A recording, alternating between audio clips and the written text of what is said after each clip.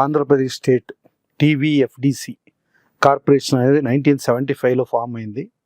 1975లో form అయినప్పుడు పొలిటీషియన్సే చైర్మన్లుగా వేసి పొలిటీషియన్స్తోనే drive నడుపుతూ ఉండేవారు.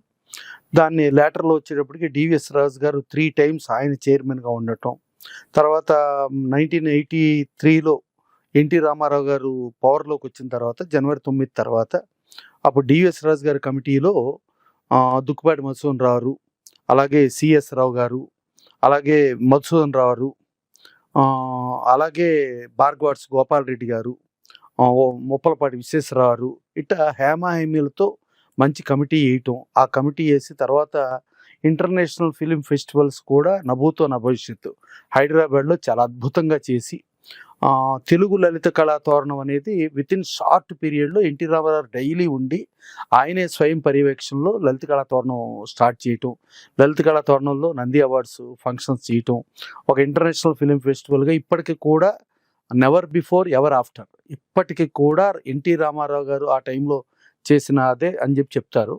సో డివిఎస్ రాజు గారు 3 టైమ్స్ ఇక్కడ ఏపీ స్టేట్ టీవీఎఫ్డిసి చైర్మన్గా ఉండి తర్వాత నేషనల్ రేంజ్లో నేషనల్ ఫిల్మ్ డెవలప్మెంట్ కార్పొరేషన్ కూడా ఆయన చైర్మన్ చేశారు. అది ఫౌండర్ చైర్మన్గా.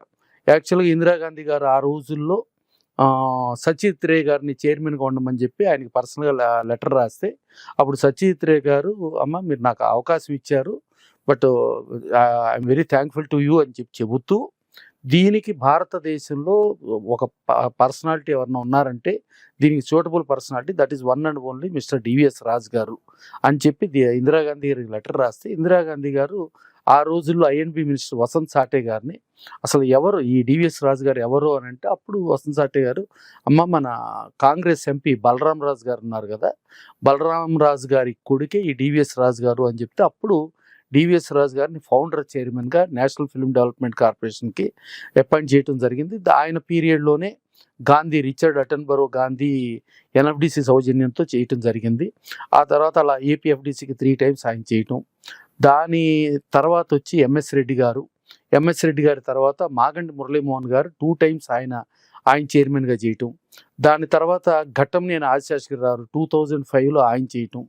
ఘట్టంనేని ఆదిశేషగిరిరావు టైంలో 15 మంది ఉంటే కేవలం 2 సినిమా ఫీల్డ్ నుంచి 12 నుంచి 13 మంది పొలిటీషియన్స్తో అప్పట్లో వైఎస్ రాజశేఖర రెడ్డి గారు బోర్డు వేయటం జరిగింది.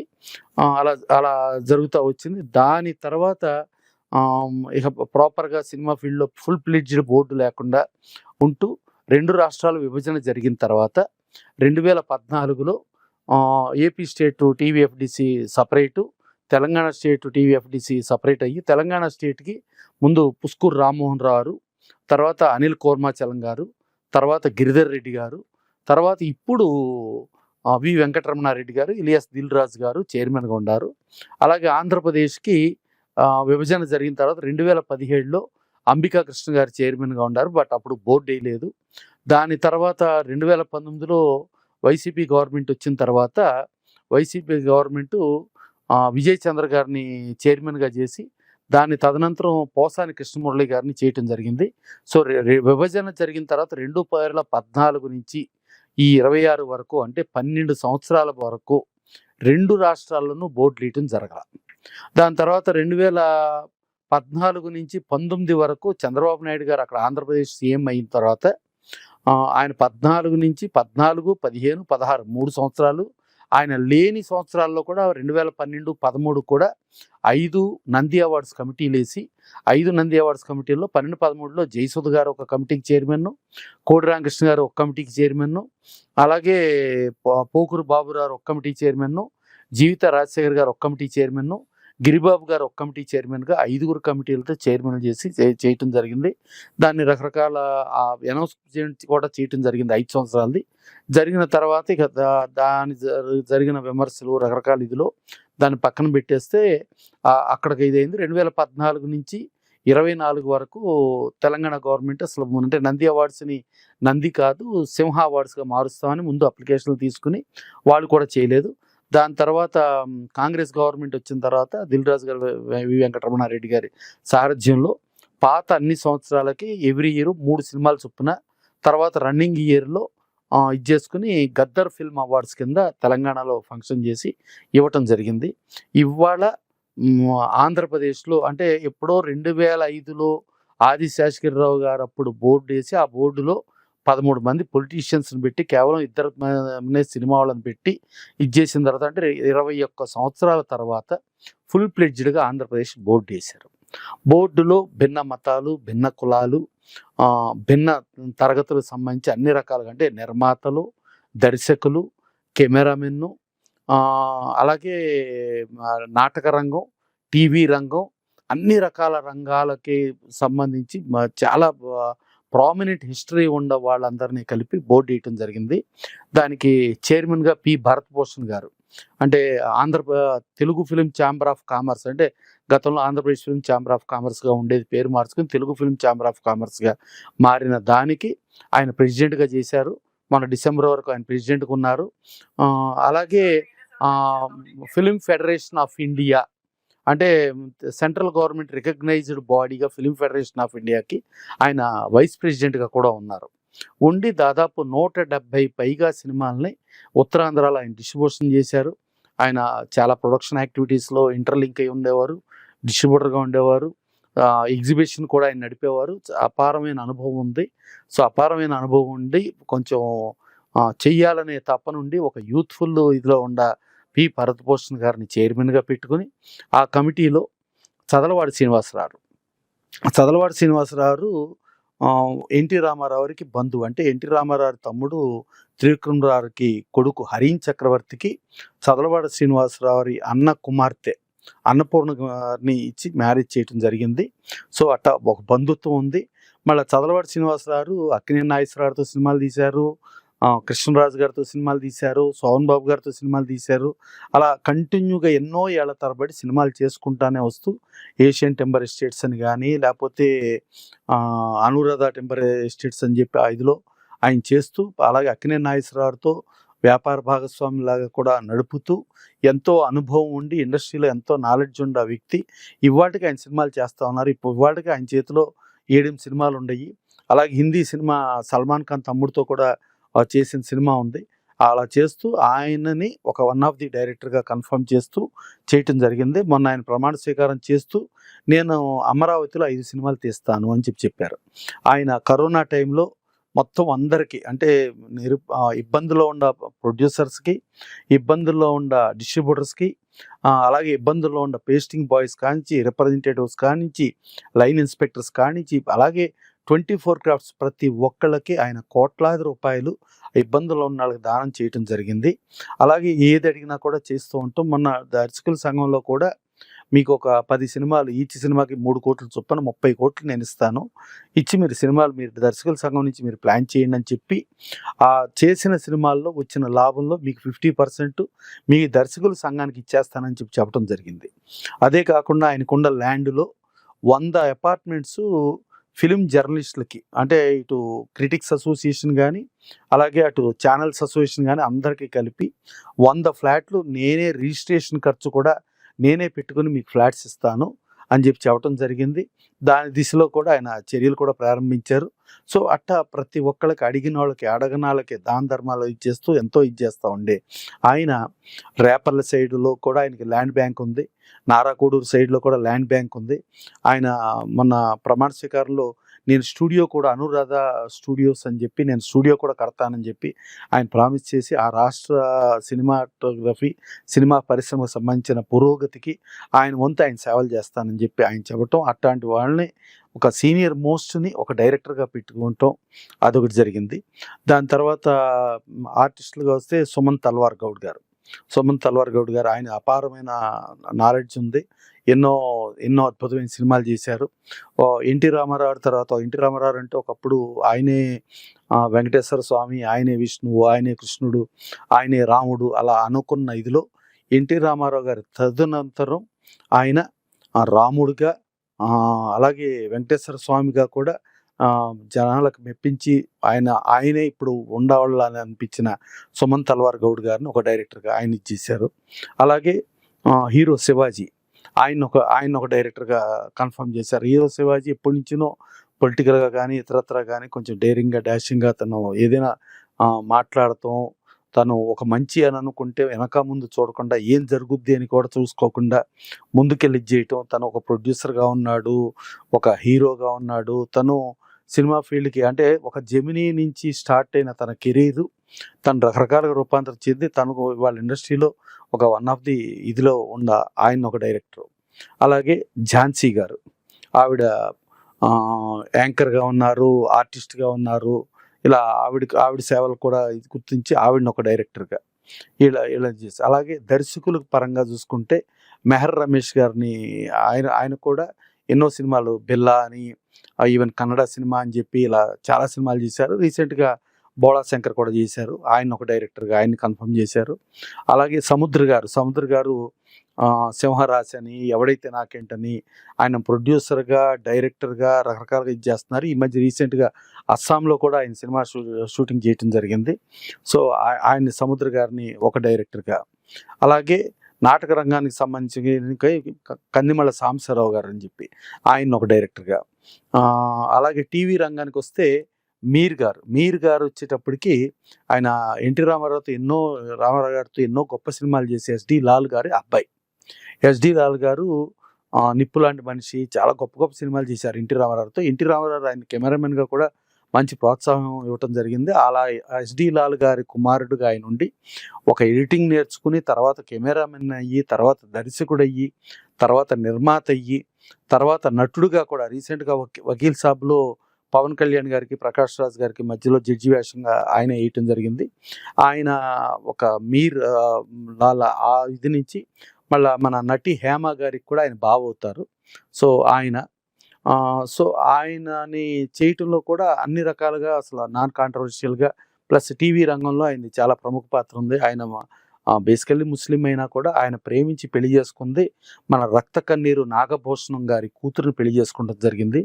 వాళ్ళ కుమారుడు కూడా నటుడుగానే ఉన్నారు. సో సినిమా ఫీల్డ్ మీద టోటల్గా అంటే 3 తరాలు ఆధారపడిన సినిమా ఫీల్డ్లో ఉన్నది అది మీర్ గారు.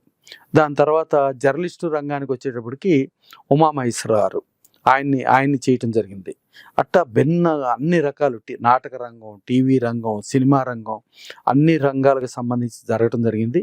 అదే కాకుండా ఇప్పుడు డిస్ట్రిబ్యూటర్గా భరతభూషణ్ గారు ఉండి, ప్రొడ్యూసర్గా చదలవాడి శ్రీనివాసరావు, తర్వాత వివేక్ కూచిభట్ల గారు, ఆయన ఎన్నో కంపెనీలకు ఎంతో ఇది చేస్తూ, ఆయన ఒక ఆడిటర్గా ఆయన సేవలు అందిస్తూ, ట్యాక్స్ కన్సల్టెంట్గా కూడా ఆయన ఇది చేస్తూ, ఆయన అపారమైన సేవలు కూడా డెఫినెట్గా ఎఫ్డిసి డైరెక్టర్గా ఉపయోగపడతాయి అని చెప్పి ఆయన్ని కూడా చేయటం జరిగింది.